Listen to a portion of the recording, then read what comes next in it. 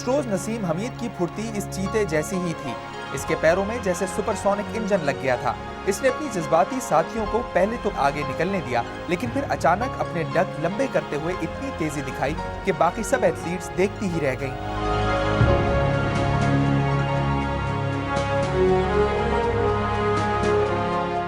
Naseem Hamid 100 metre की ये race सिर्फ 11 सेकंड्स में जीतकर जनूबी एशिया की सबसे तेज दौड़ने वाली एथलीट बन गई।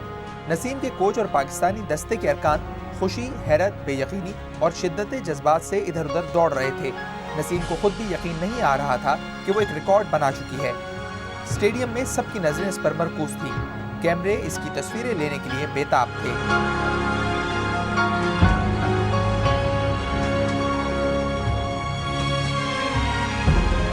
उधर हजारों मील दूर मेहनत मजदूरी करने वाले नसीम के वालिद और सादा लो वालदा बेटी की कामयाबी के लिए पुरुम्मीद जरूर थे, लेकिन वो नहीं जानते थे कि वो आइंदा चंद दिनों में क्या कुछ देखने वाले हैं।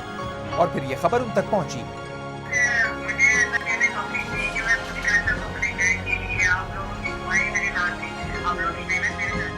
बाप का सर फख्र से बुलंद हो गया। भाई बहन के वो सारे मेडल दोछत्ती पर से उतार लाया जिन्होंने इस मंजिल तक पहुंचने के लिए जीने का काम किया।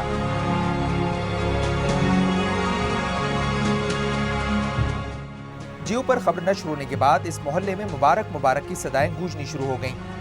नसीम की वालदा मेहमानों की आवभगत में लग गईं।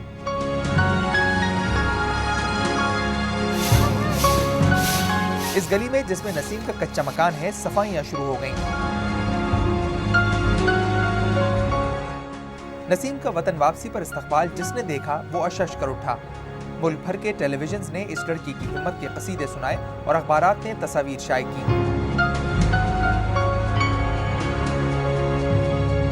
कुरंगी की कच्ची गलियों और पथरीले मैदानों में प्रैक्टिस करने वाली नसीम को आला ऐवानों के नरम सोफों पर बिठाया गया।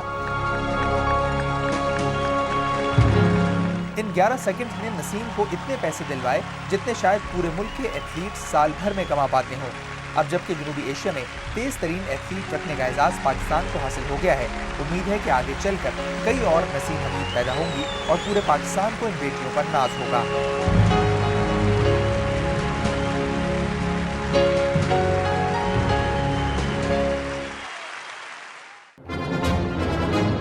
ये साहब कोई वीडियो गेम नहीं खेल रहे, ना ही कोई एक्शन फिल्म एडिट कर रहे हैं, और ये साहिबा भी किसी मल्टीमीडिया गेमिंग कंसोल की दीवानी नहीं। ये दोनों पायलट्स हैं। जी हाँ, अमरीकी ड्रोन्स के पायलट जो बैठे बिठाए खुद को किसी भी खतरे में डाले बगैर मनचाही तादाद में लोगों की जिंदगियों के चिराग गुल कर सकते हैं। ये खुद अमेरिका में बैठे हैं, लेकिन इनके हाथों में डोर है हजारों मील दूर खड़े इन ड्रोन तैयारों की, जो इनके इशारों पर ही नाचता है। मिशन पर भेजने से पहले इसके कैमरे चेक किए जाते हैं और दूसरे मकाम पर मौजूद साथी से जरूरी जांच पड़ताल के लिए भी कहा जाता है। हवा में उड़ते साथ ही ड्रोन के कैमरे पूरे इलाके का नक्शा खोल कर रख देते हैं। एक एक चौक और उसका एक एक घर कैनवस पर बनी पेंटिंग की तरह नजर आ जाता है। तेजी से दौड़ती इस गाड़ी को भी निशाना बनाना बस एक बटन दबाने की बात है। जॉयस्टिक ऐसे इस्तेमाल की जाती है जैसे बच्चे वीडियो गेम खेलते हुए इस्तेमाल करते हैं। किसी भी खतरे से महफूज पायलट्स जहाज उड़ाते वक्त इंतहाई सुकून के माहौल में इधर उधर की बातें भी कर लेते हैं। उनका काम बहुत आसान, कहाँ हमला करना है इसे जहन में रखकर इलाके का जायजा लिया, स्क्रीन के जरिए ड्रोन में लगाए मिसाइलों पर एक नजर डाली और बटन दबा दिया।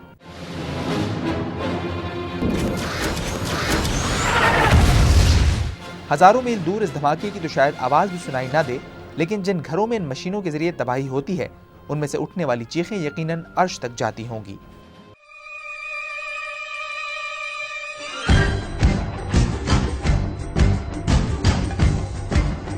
दो हफ्तों से खबरों में रहने वाला बरतानवी बच्चा साहिल मिल गया। कहा जा रहा है कि इसकी बाजियाबी के लिए 1 करोड़ रुपए या इससे ज्यादा की रकम दी गई है। ये फिल्मी नौयत की वारदात पाकिस्तान में पहली मर्तबा सामने आई है।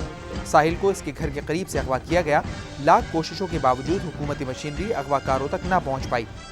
बहरहाल किस्सा तो खत्म करना ही था, क्योंकि साहिल बरतानवी नजात था। तय ये पाया कि चूंकि साहिल के वालिद ये तावान अदा नहीं कर सकेंगे, लिहाजा इत्तलात के मुताबिक बरतानिया में मौजूद NGOs ने रकम इकट्ठी करना शुरू की।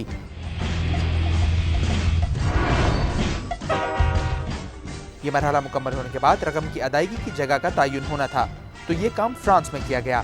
इससे अंदाजा लगाया जा सकता है कि अगवाकार ग्रुप किस कदर मुनज़्ज़म और अपने काम में माहिर था।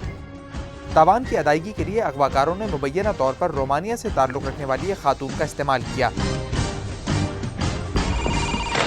रकम की अदायगी के बाद पाकिस्तान कॉल करके इसकी तस्दीक की गई, जिसके बाद नेटवर्क से वाबस्ता लोग 13 रोज तक यरगमाल रखे जाने वाले साहिल को डिंगा में एक सड़क के किनारे उतार कर चलते बने। अब पुलिस ने स्पेन से 3 और पेरिस से 2 अफराद को गिरफ्तार किया है। स्पेन से गिरफ्तार होने वालों से भारी रकम भी बरामद हुई है। इस तरह जो कहानी पाकिस्तान में शुरू हुई थी, उसका ड्रॉप सीन हजारों मील दूर स्पेन में हुआ।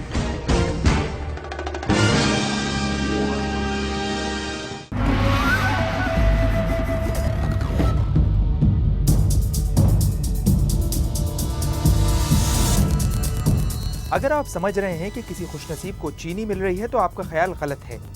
अगर आप समझ रहे हैं कि गधागाड़ी पर दाल, चावल या आटे की बोरियां जा रही हैं तो भी आप गलत सोच रहे हैं, क्योंकि इनमें भरा है ammonium nitrate, potassium chloride, sulphur और फास्फोरस, जो बारूदी मवाद के तौर पर बम बनाने के लिए किसी दहशतगर्द को यूं मिल सकता है जैसे बेकरी से अंडे या डबल रोटी।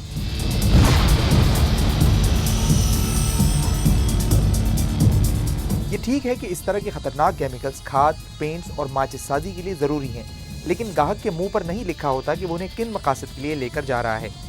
दुकानदार ना इजाज़तनामा तलब करता है, ना खरीदार के हुलिये पर गौर करने की जहमत। बम डिस्पोजल स्क्वाड वाले बेचारे क्या करें जब घर को घर के चिराग से ही आग लग रही है। पुलिस खुदकश हमलावर को जरूर पकड़े, हुकूमत धमाकों में शहीद होने वालों को तमगे दे, अहले खाना की मदद करे, लेकिन अगर बाजारों से पहले इन खतरनाक केमिकल्स की खुलेआम फरोख्त बंद कर दी जाए तो शायद पहले 2 ऑप्शंस पर वक्त और पैसा खर्च करने की नौबत ही ना आए।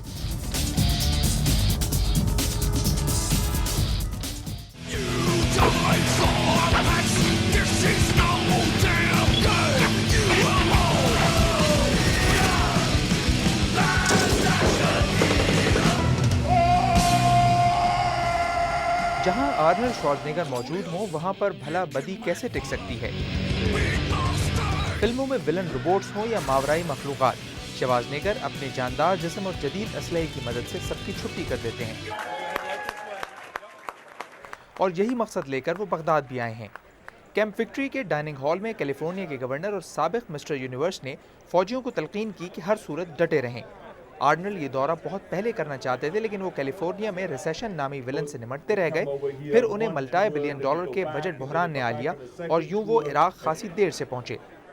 इस दौरान मजीद सैकड़ों फौजी इराक में जिंदगी की बाजी हार गए। काश आर्नल्ड इराक में लास्ट एक्शन हीरो बनकर आते और अपने साथियों को वतन वापस ले जाते, लेकिन ऐसा आर्नल्ड सिर्फ फिल्मों में, और ऐसी फिल्में सिर्फ अमेरिका में बनती हैं।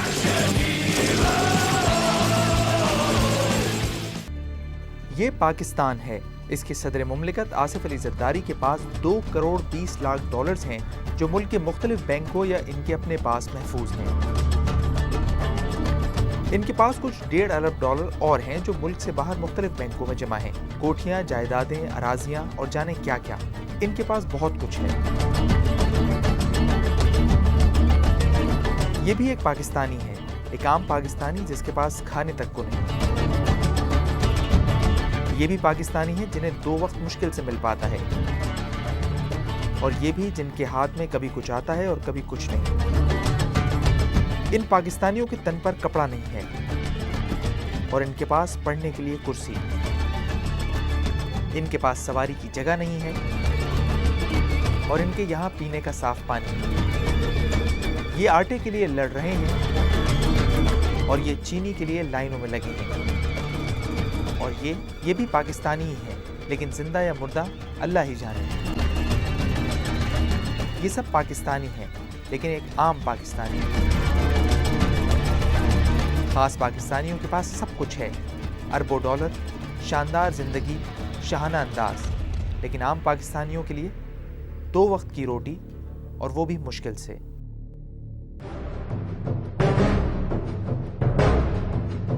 जमशेद दस्ती का बस नहीं चल रहा था कि वज़ीर आज़म की तकरीर के दौरान अवाम के मुंह पर टेप लगा दें, और वज़ीर आज़म ने इस ताबेदारी के सिले में उन्हें सचमुच की एक बस ही तोहफे में दे दी। वज़ीर आज़म ने कहा कि मुजफ्फरगढ़ वालों ने जमशेद दस्ती को 5 साल के लिए मुंतखब किया था। चूंकि अभी हुकूमत के 3 साल बाकी हैं, इसलिए अवाम इस मरतबा भी खिदमत का मौका दस्ती साहब ही को दें। ये वही जमशेद दस्ती हैं जो शहादत अल आलमिया की MA के बराबर डिग्री रखने के बावजूद अदालत उज़्मा के रूबरू ना तो कुरान करीम की पहली 2 सूरतों के नाम बता सके और ना ही इन्हें 2 का पहाड़ा याद रहा। चीफ जस्टिस ने कहा कि दस्ती साहब जबरदस्ती ना करें, या तो इस्तीफा दे दें या कानूनी कार्रवाई के लिए तैयार हो जाएं, तो मौसूफ बगैर चून चरा के खिसक लिए। वज़ीर-ए-आज़म के मुंह बोले भाई ने बहैसियत चेयरमैन कायमा कमेटी बराए खेल अपने दौर में चेयरमैन PCB समेत बोर्ड के आला हुकाम को काबू में करने की भरपूर लेकिन नाकाम कोशिशें की। वज़ीर-ए-आज़म जिस लीडर की इंतखाबी मुहिम को कामयाब बनाने की कोशिश करते नजर आए, वो चंद माह पहले ही सदर जरदारी की हमशीरा फरियाल तालपुर के खिलाफ मुतनाज़े रिमार्क्स पर कौमी असम्बली के ऐवान में मुस्लिम लीग काफ के रहनुमा फैसल सालेह हयात का गिरबान पकड़ने की कोशिश भी कर चुके हैं। जमशेद दस्ती के शाना बशाना खड़े वज़ीर-ए-आज़म जलसे में ये कहते नजर आए कि हम 5 साल की मुद्दत मुकम्मल होने के बाद आवाम से पूछेंगे कि क्या कोई कमी रह गई। 3 साल बाकी बचे हैं। जमशेद दस्ती की तरफ से कोई जबरदस्ती नहीं। आवाम इत्मीनान से वज़ीर-ए-आज़म के लिए अपने जवाब तैयार कर लें।